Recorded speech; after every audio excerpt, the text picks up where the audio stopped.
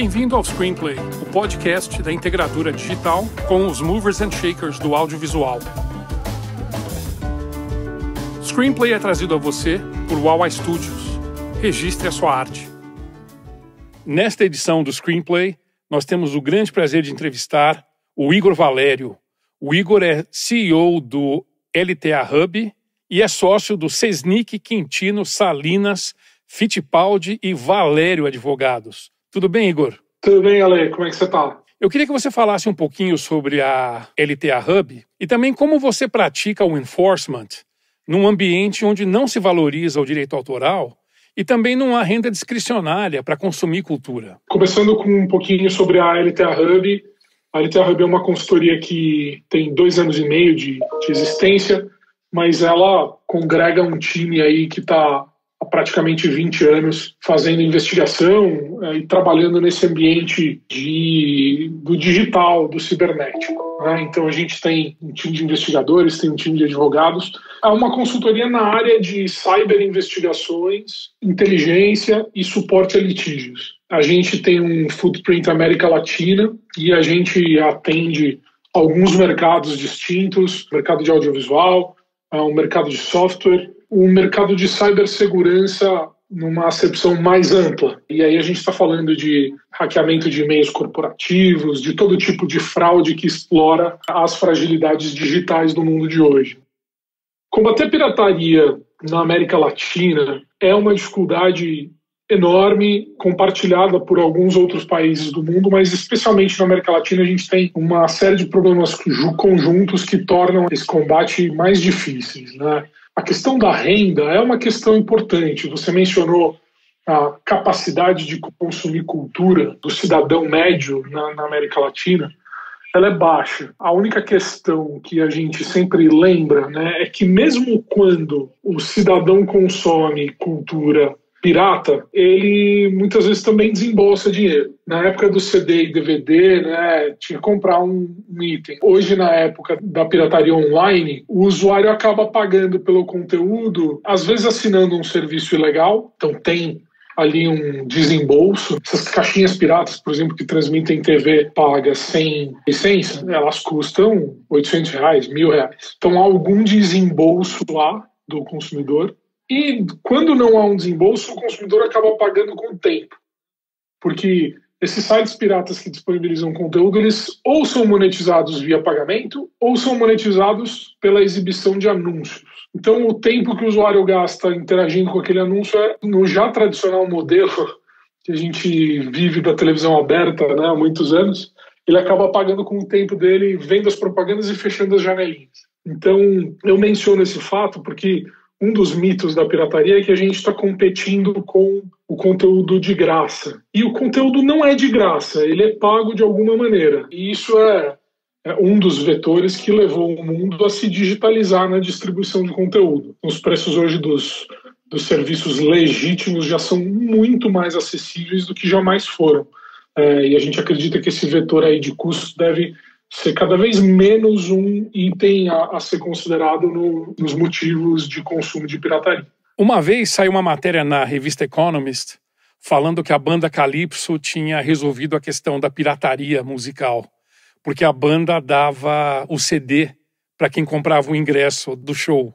Eu acho que a criatividade acaba levando a modelos de negócio que são mais acessíveis, né, para o público em geral. Vale dizer que eu não tenho dúvida de que o preço do CD estava mais ou menos embutido ali no preço do ingresso. Mas, de todo modo, a gente está falando de um modelo de venda de conteúdo que vem mudando ao longo dos anos.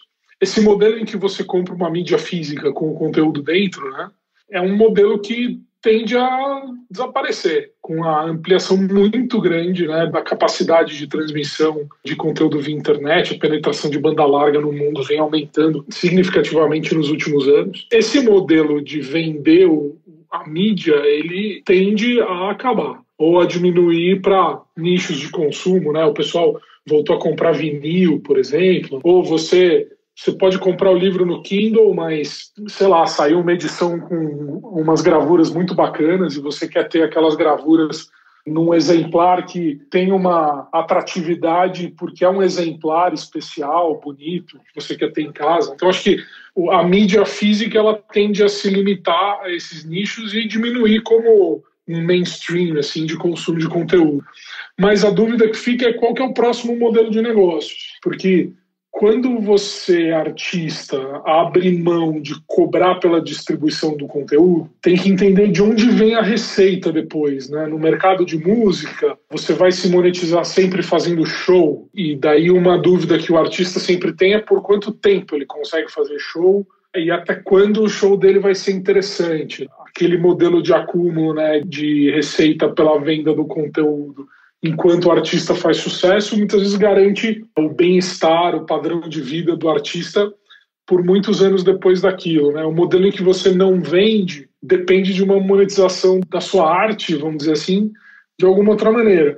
Recentemente, você deve ter ouvido falar, Ale, dos NFTs. Os NFTs viraram uma nova linha de receita para os artistas. De repente, o artista vai vender um NFT, que é um token de blockchain, que dá direito ao comprador de, por exemplo, ter uma foto assinada do artista, que o artista só vai assinar 10 exemplares, por exemplo. Naquela ideia de gestão 360 de carreira, né? Dinheiro com show, dinheiro com música, dinheiro com live, dinheiro com venda de mídia física. Bom, tem mais uma linha de receita que é o NFT. A dúvida que fica é essa: se você abrir mão totalmente de vender o seu conteúdo e você dá o seu conteúdo de graça, você tem que explorar outras linhas de monetização do seu trabalho. Vamos ver, acho que está em franca evolução, vamos ver o que vai acontecer no futuro. A gente sabe que o digital facilitou muito a pirataria, né? Qual que é o impacto da pirataria no faturamento global do audiovisual? Tem uma pesquisa, por exemplo, aqui no Brasil, da Ipsos Mori, de 2019, portanto já mais recente, uma pesquisa encomendada pela MPA, a Motion Picture Association, que é a associação dos maiores estúdios de cinema do mundo, que indica um prejuízo de 4 bilhões de reais à indústria audiovisual em danos diretos e indiretos no ano de 2019. Tem uma segmentação de números ali, então isso vem de 1,7 bilhões de filmes e séries pirateados em um período de 3 meses naquele ano, e por aí vai. Daí essa pesquisa tem uma série de números ali interessantes, mas você vê que mesmo com todos esses senões, o prejuízo é bastante importante. Tem um segundo prejuízo que muitas vezes não é calculado nesse número frio aí de perda de receita, que é o impacto no mercado secundário ali em torno do consumo audiovisual e em torno da produção audiovisual também.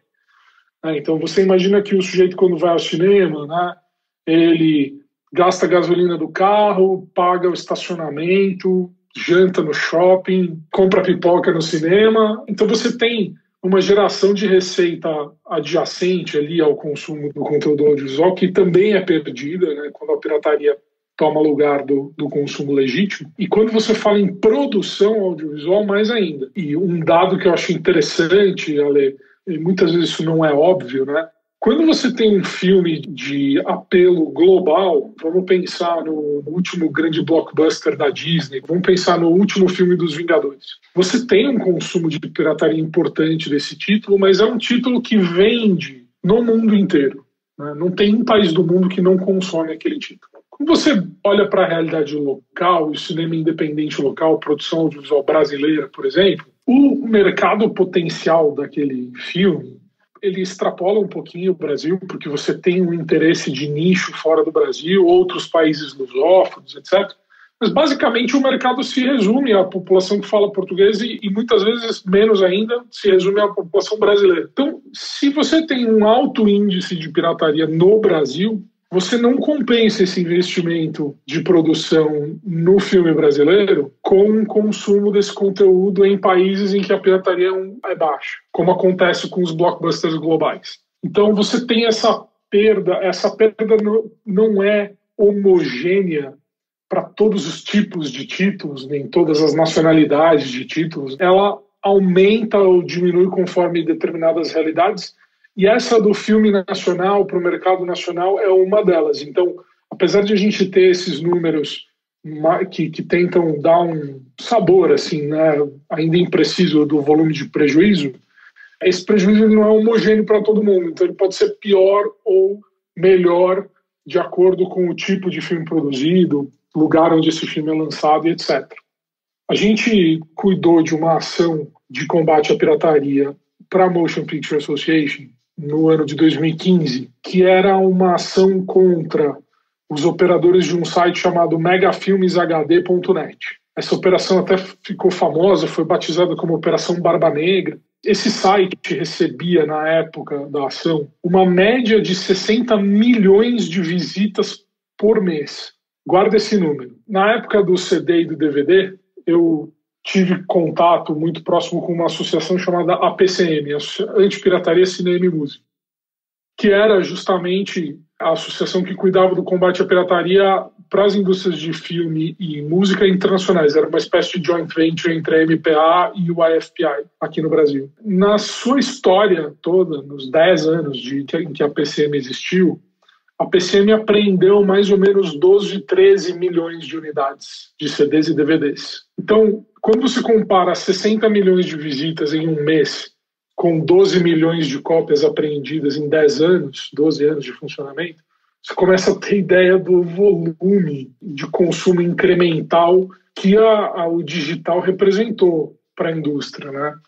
Então, você tem razão, o digital ele é um vetor da pirataria. E isso vem da brutal diminuição de custo de distribuição dos canais online. E isso é para qualquer tipo de conteúdo. Quando você pensa quanto você gasta para distribuir um livro físico versus quanto você gasta para distribuir um livro digital. Não tem comparação, não tem caminhão para distribuir, não tem gasolina, não tem aluguel da loja física, a prensa, não tem... É incomparável, né? Assim, se você compara o custo de distribuição online com o mundo físico, é quase desprezível, né? O custo de distribuição do digital. Isso aumenta em muito a capacidade de dano de quem quer distribuir um conteúdo ilegalmente. Se antes o pirata também tinha esses custos, porque o livro pirata também tem o custo de papel, tinta, funcionário, distribuição, assim como o DVD pirata, o CD pirata, a distribuição online para o pirata também não tem igualmente os custos de distribuição que o mercado legítimo também economiza. Né? Então ele aumenta a capacidade de piratear. E é por isso que ele tem um impacto muito claro aí no consumo e distribuição de pirataria. Essa questão das externalidades que você falou, eu não tinha pensado. Uma produção audiovisual, né, ela depende de figurino, roupa, comida para o set, eletricista, motorista. Você tem toda uma economia adjacente ali que também perde, né, com a falta de incentivo para a produção. Importante isso. E como é que está o Brasil no ranking global da pirataria?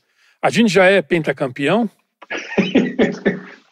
Olha, eu tendo a não gostar muito desses rankings, tá? Mas assim, sempre que fazem algum ranking, porque o ranking é sempre um recorte. Por exemplo, é impossível medir quantos downloads você tem de site ou quantos streamings você tem de site pirata. Você consegue medir o número de downloads de um arquivo via rede peer-to-peer, por exemplo. Né? E daí, se você segmentar para medir só aquilo, o Brasil já apareceu várias vezes em primeiro lugar, segundo lugar. Tem algumas pesquisas aí que ficaram famosas fazendo esse comparativo. E até acho legal quando você tem isso em mente, né? E você sabe que aquilo é só um segmento de medição e você compara bananas com bananas, né? Você está sempre medindo peer-to-peer. É legal você ter um histórico, ver se diminui, aumenta e etc. Mas como tem uma grande parte do consumo aí que é muito difícil de medir, você só consegue medir se você for o pirata, dono do site. Você não consegue saber exatamente quantas pessoas fizeram streaming daquele conteúdo de fora. Muito louco isso, é verdade, é verdade. Então é difícil acreditar muito assim nesses rankings, o ranking absoluto, assim, né? Mas eu posso te dizer com toda certeza que, assim, quando a gente faz pesquisas que são boas, assim, do ponto de vista mais científico, né? Por exemplo, tem uma pesquisa que já é velha, do IPEA, por exemplo, que vê que 80% dos lares brasileiros consumiram algum tipo de pirataria naquele ano. Esse dado é um dado bom, é um dado que indica uma alta propensão a consumo de conteúdo ilegal no país. Eu posso te garantir que o Brasil consome muita pirataria e que os países da América Latina como um todo consomem muita pirataria. Enquanto as tecnologias como blockchain e criptografia quântica não aliviarem um pouco a vida dos produtores de conteúdo, a pirataria parece que vai continuar correndo solta. Como é que esses produtores têm feito hoje para se defender da pirataria? Uma abordagem científica assim, do combate à pirataria costuma dividir o problema em 3 áreas, né? Você tem uma área de geração do conteúdo ilegal, uma segunda de distribuição desse conteúdo e uma terceira de consumo. A primeira etapa ali, que é a etapa de aquisição do conteúdo ilegal ou produção desse conteúdo ilegal, né, é aquela etapa onde o pirata ele vai, por exemplo, gravar o arquivo da Netflix sem autorização para depois distribuir esse arquivo, ou ele vai baixar de um peer-to-peer, ou ele vai no cinema gravar no celular aquele filme, ele adquire o conteúdo ilegal em algum momento. Nessa etapa do combate à pirataria, há uma série de medidas que são mais de ordem tecnológica. Também tem algumas medidas de enforcement, mas você tem uma série de medidas tecnológicas, então você tem a posição de DRMs, por exemplo, sobre o conteúdo. Se você tentar, por exemplo, fazer um print screen da sua tela do computador enquanto você estiver com o Netflix ligado vendo um filme, você vai ver que a foto vai sair preta, por exemplo, porque há uma série de tecnologias para impedir a cópia daquele conteúdo. Então, nessa primeira etapa, você tem as marcas d'água, várias medidas tecnológicas que diminuem a capacidade de adquirir aquele conteúdo, de pegar aquele conteúdo ilegal. E você tem também as ações de combate à pirataria contra as quadrilhas que se especializam na cópia ilegal, nessa primeira etapa de aquisição do conteúdo ilegal. Na área de TV paga, por exemplo, você tem uns bandidos que se especializam em ter diversas assinaturas de diversos serviços de TV paga. Eles sacam aquele conteúdo de dentro da caixinha, digitalizam para distribuir via internet. Você tem uma série de ações contra esses grupos. A segunda etapa, depois de adquirido o conteúdo ilegal, depois que o pirata consegue esse conteúdo, apesar de todas essas medidas tecnológicas, ações, etc., não há 100% de eficácia nunca, né, nessas medidas. Adquirido o conteúdo ilegal, o pirata vai distribuir aquele conteúdo. Daí, nessa etapa de distribuição, é aí que entram tipicamente as ações de enforcement policiais, as que mais acontecem, as mais visíveis aí.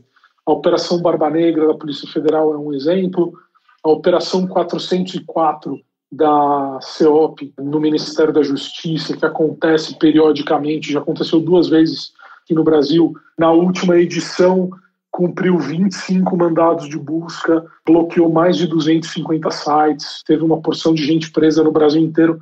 Nesse momento, o objetivo aí é você impedir a distribuição desse conteúdo que já foi capturado. Na medida em que você derruba sites, serviços, isso impede que o conteúdo seja distribuído por meio desses veículos.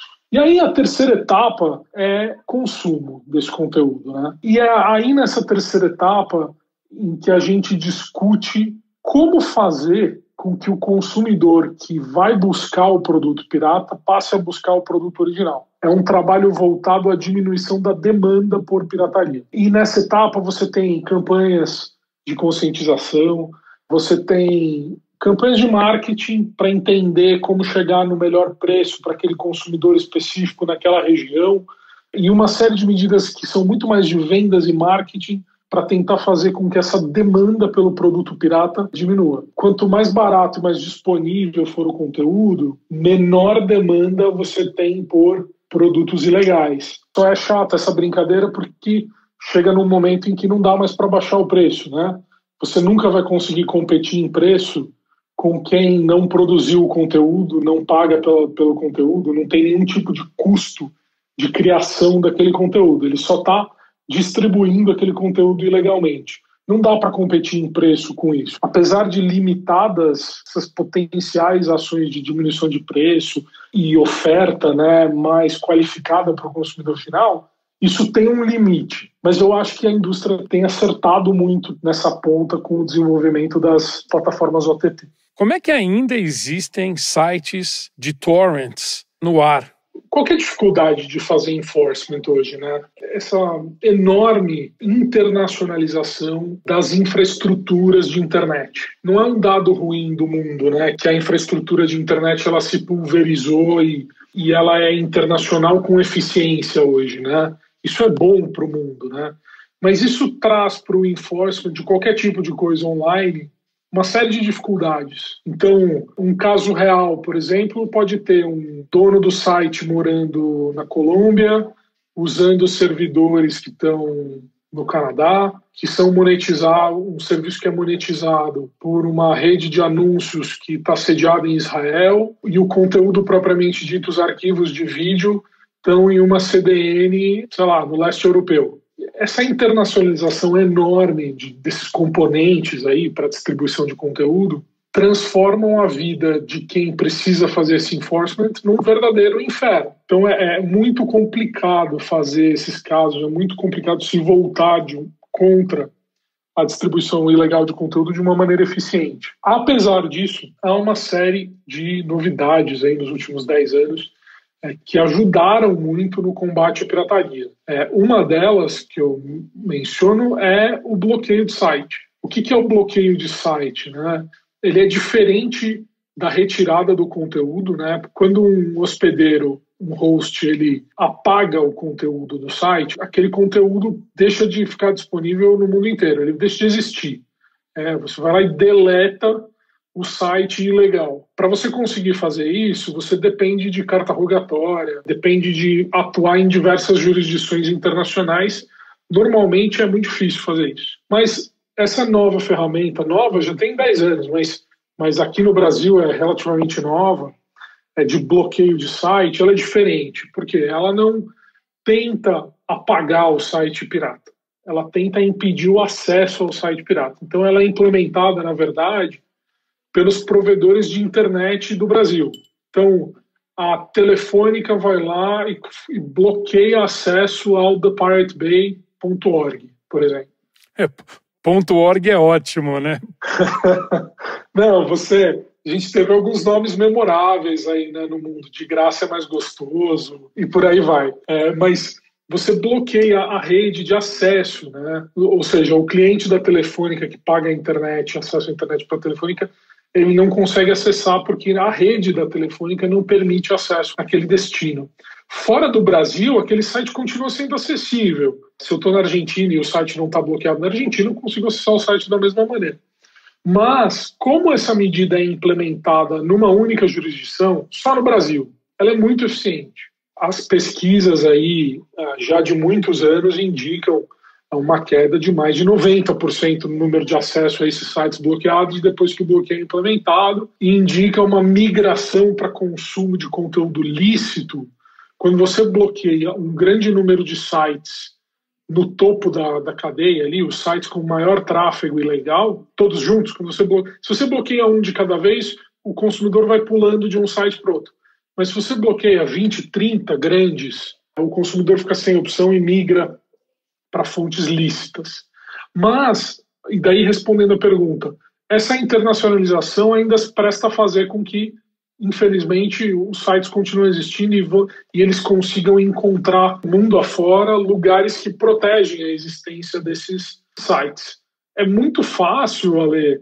Se eu quiser contratar um servidor na Rússia, por exemplo, eu consigo contratar em 10 minutos com cartão de crédito. Então é muito fácil fazer essa movimentação, criar diversos backups de sites. É muito fácil ainda se ocultar na internet. Os mecanismos internacionais de governança de internet ainda não se organizaram, inclusive por uma questão de convicção mesmo, tá? E aí é importante deixar anotado que existe uma visão de internet que é de manutenção da internet totalmente aberta, independentemente dos danos que isso vai gerar para titulares de direito, para a privacidade das pessoas. Essa visão existe e é importante dizer que ela tem ditado a governança da internet nos últimos 20 anos. E até por isso você não tem a criação de mecanismos internacionais muito eficientes para impedir esse hopping de jurisdição, né? O meu servidor no Canadá me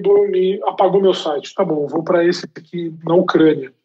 depois vou para esse aqui na Rússia, depois vou para esse aqui no Japão. Vira um jogo de gato e rato, que é muito difícil de acabar. Mas o bloqueio continua sendo super eficiente.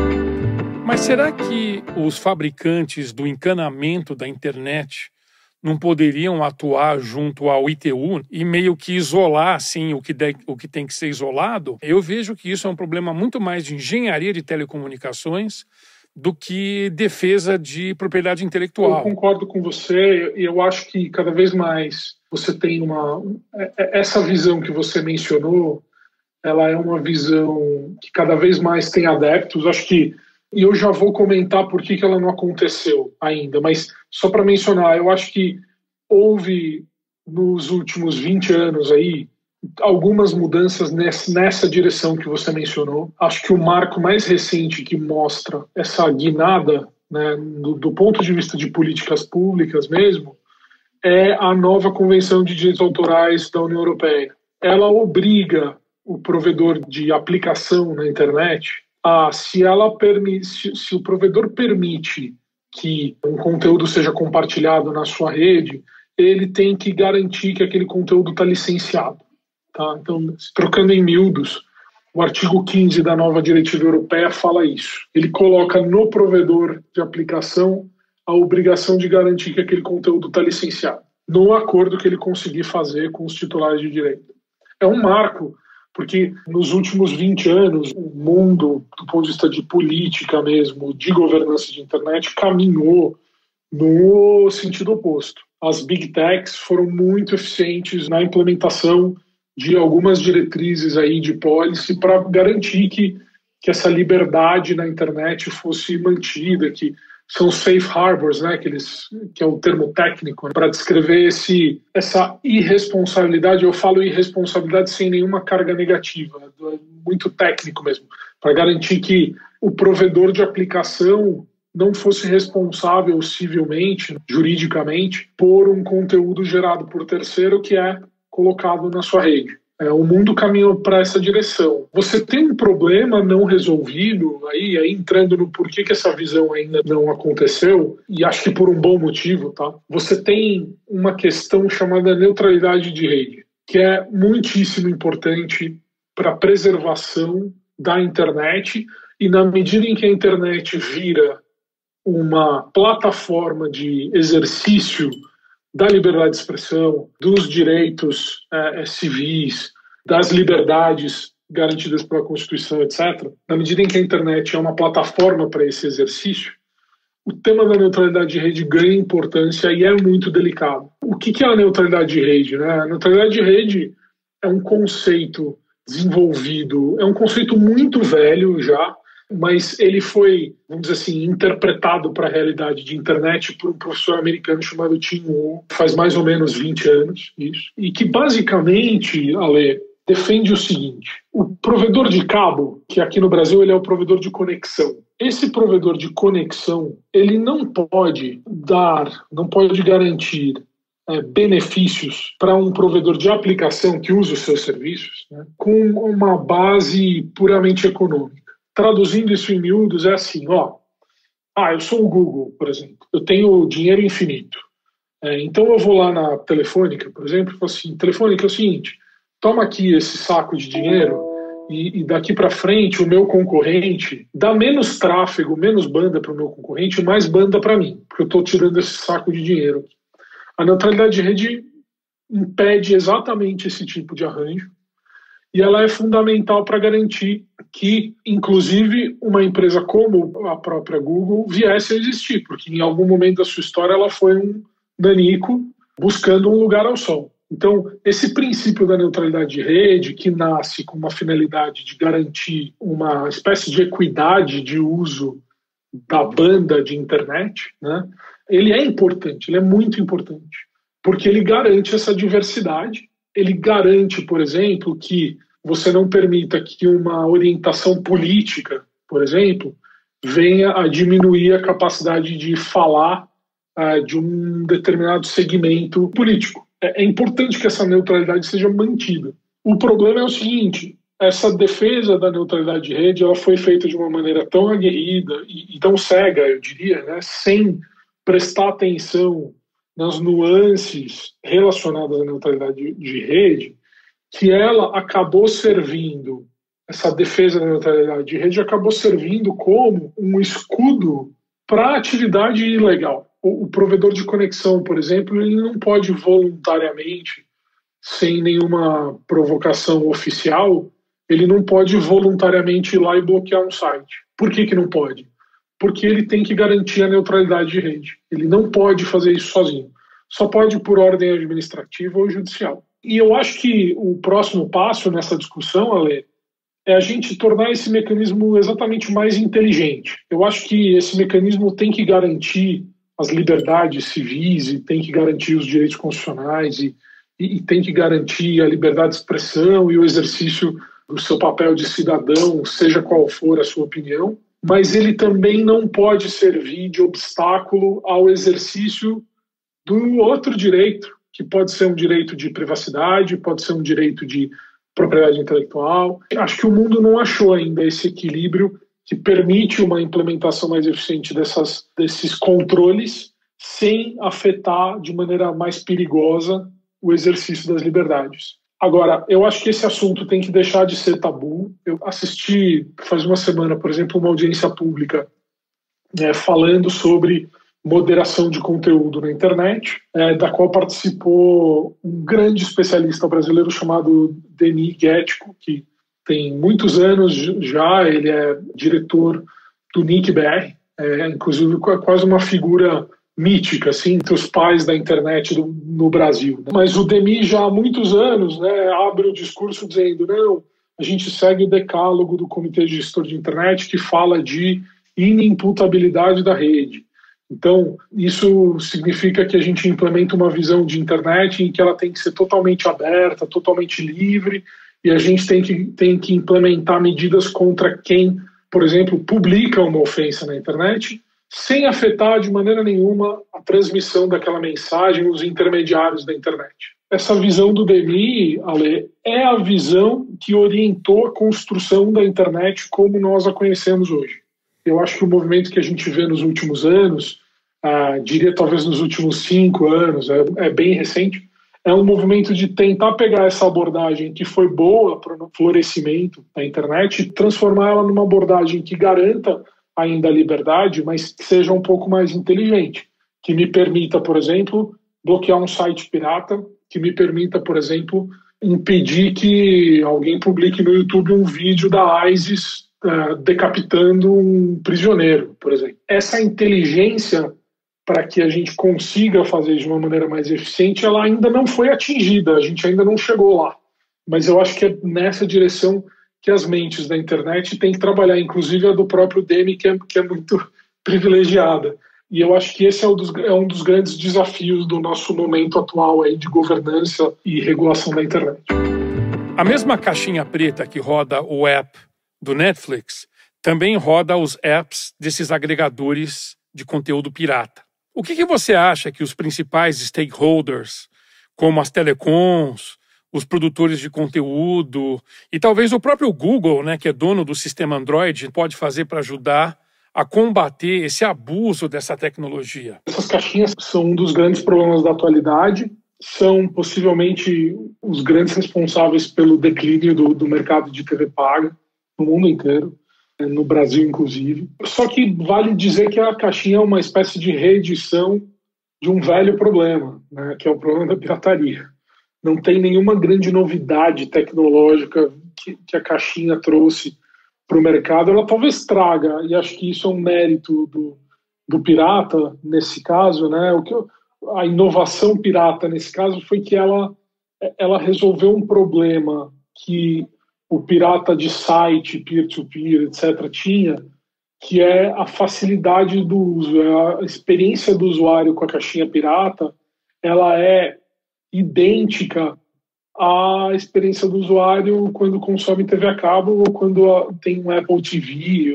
É uma experiência de sala de estar, é uma experiência de plugar a caixinha na TV e assistir o conteúdo.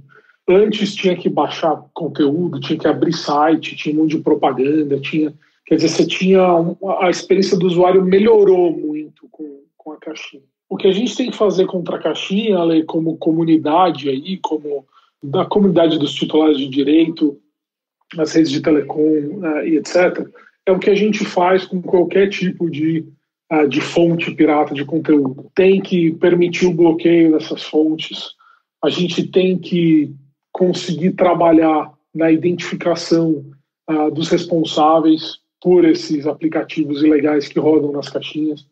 A gente precisa melhorar o controle na entrada dessas caixinhas no Brasil, perder um pouco um pudor de identificar uma caixinha como uma caixinha pirata. Mas essa caixinha pode ser usada para consumir conteúdo lícito. É verdade. Mas, por exemplo, uma caixinha chamada HTV, por exemplo, que está no mercado e que custa R$ 1.300, não é comprada para assistir Netflix. Porque se fosse para assistir Netflix, eu compraria uma caixinha de R$ 200 e não uma de 1.300. Não há um HTV no mercado que já não contenha de fábrica o aplicativo Brasil TV, que é pirata. Quer dizer, será que a gente tem que, em nome de uma neutralidade tecnológica, a gente tem que esquecer que a experiência mostra que 100% das caixinhas HTV são piratas? Existem certas barreiras aí no enforcement que a gente tem que vencer. Tenho que mencionar, no último ano, a Anatel e a Ancine fizeram no Brasil um trabalho digno de nota e, na minha experiência de mais de 20 anos nessa área, jamais visto antes. As agências juntas apreenderam mais de 1 milhão de caixinhas desse gênero entrando no Brasil. É um resultado sensacional, astronômico e que certamente gerou um grande prejuízo para essas cadeias de produção de itens ilegais aí. Mas tem que continuar o trabalho. Esse trabalho de aduana, por exemplo, que se dá o trabalho de não só olhar para a caixinha e falar isso aqui é uma caixinha Android, serve para tudo, mas de periciar essa caixinha. Bom, vamos ligar a caixinha aqui para ver o que é que vem dentro. Putz, veio um aplicativo que é pirata. Tem um titular de direito aqui falando esse aplicativo é pirata, assina uma declaração aqui. Vou aprender a caixinha. Quer dizer, esse tipo de medida que vai além do que a gente... que se presta a entender que o enforcement contra essas novas tecnologias exige uma espécie de passo a mais aí, ele tem que continuar acontecendo. Eu acho que falar de potenciais controles que podem ser exercidos pelas plataformas é sempre bom. A gente tem um caso de sucesso já de muitos anos, Ale, uma caixinha que agora é um stick também e que já virou também um sistema operacional de televisão e que é sensacional, inclusive, que chama Roku. Não sei se você já ouviu falar, veio para o Brasil recentemente, mas já estava em alguns países da América Latina, especialmente o México. A Roku, quando chegou no México, virou um grande vetor de pirataria. Só que a Roku tem uma peculiaridade que é o seguinte, o sistema operacional da Roku, ele é fechado e ele é controlado integralmente pela Roku. Isso permitiu a Roku começar um enforcement na sua plataforma em parceria com titulares de direito. Até um ponto em que a Roku, assim, é muito raro encontrar um aplicativo que funciona na plataforma do Roku e que seja pirata. Então esse é um caso de sucesso em que o dono da plataforma trabalha em conjunto com o titular de direito para limpar a plataforma. Agora, há outras plataformas, como a plataforma Android, é um bom exemplo, em que esse tipo de medida ele só é feito pelo titular de direito que tem que notificar a loja de aplicativos para que um determinado app ilegal saia do catálogo, mas ele não impede que eu obtenha esse app em outro site pirata, fora das lojas oficiais, instale na caixinha Android e veja conteúdo ilegal. Acho que há um espaço para evoluir aí. Como eu disse, há várias dificuldades. Qual que é o limite da plataforma? Onde é que termina o enforcement e começa um abuso de direito de controlar aí a plataforma? Todas essas questões têm que ser levadas em consideração. Mas eu acho que um consenso entre os titulares de direito é que há espaço para fazer mais, respeitando essas regras aí do jogo, né? Os consumidores de conteúdo pirata online correm riscos legais e cibernéticos? A gente teve um caso, Ale, bem recente, executado na Bolívia. Quando você acessava o site com o navegador, ele usava a capacidade de processamento do seu computador para minerar Bitcoin. Então é uma tendência, tá? Risco para o usuário. Tem risco, sim. Inclusive, alguns riscos, especialmente quando o usuário se utiliza de redes peer-to-peer, por exemplo, porque o IP de quem baixa via rede peer-to-peer fica aberto para qualquer um que participe daquele enxame que está compartilhando o conteúdo. E a gente teve recentemente, inclusive, vários casos no Brasil de notificação extrajudicial de titulares de direito contra usuários finais, demandando o pagamento de indenização que em alguns casos chegava até R$5.000. Dito isso, quero esclarecer que isso não é uma prática comum, tá? São alguns produtores de conteúdo que adotam esse tipo de enforcement contra o usuário final do conteúdo. A tendência, na maioria dos casos, na grande maioria dos produtores, é se concentrar no enforcement contra o empresário da pirataria, o intermediário que ganha dinheiro distribuindo conteúdo ilegal. Eu quero mencionar um risco que vai para além do risco jurídico, que é um risco tecnológico. Sem nenhum tipo de exagero, eu fico apavorado quando eu penso que o sujeito vai na Santa Efigênia, aqui em São Paulo, compra uma caixinha de um fabricante que ele não conhece, leva para sua casa, coloca a senha do seu Wi-Fi naquela caixinha e, no momento seguinte, entra no site do banco para pagar uma conta. Ninguém tem como saber o que é que tem naquela caixinha, se ela está monitorando o tráfego, se ela vai roubar suas senhas, se ela vai infectar os seus dispositivos com algum tipo de malware. Há diversos casos de perícia de caixinhas desse gênero que identificaram a presença já na saída de fábrica nessas caixinhas de um malware chamado Pandora, que permite que alguém controle aquela caixinha à distância. Tá? Então, imagina que alguém à distância entra na sua caixinha, que está dentro da sua casa, e com o seu endereço IP comete algum crime, por exemplo.